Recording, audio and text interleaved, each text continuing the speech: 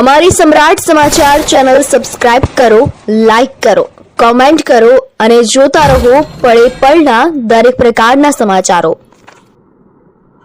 દેશી દારૂની ગેરકાયદેસર પ્રવૃત્તિઓમાં સંડોવાયેલા શખ્સની પાસ હેઠળ અટકાયત. અલંગ પોલીસની કાર્યવાહી.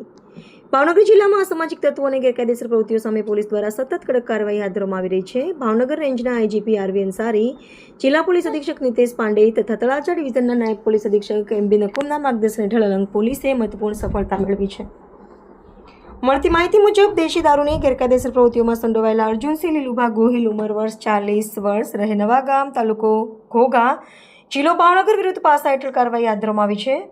અલંગ પોલીસ સ્ટેશનના પોલીસ ઇન્સ્પેક્ટર પીએમ દેસાઈ દ્વારા આરોપીની ગુનાહિત પ્રવૃત્તિઓને ધ્યાનમાં રાખી પાસાની દરખાસ્ત તૈયાર કરી જિલ્લા મેજિસ્ટ્રેટ ભાવનગર સમક્ષ મોકલવામાં આવી હતી. જિલ્લા મેજિસ્ટ્રેટ દ્વારા દરખાસ્ત મંજૂર થતા આરોપી વિરુદ્ધ પાસા વોરંટ જારી કરવામાં આવ્યું હતું.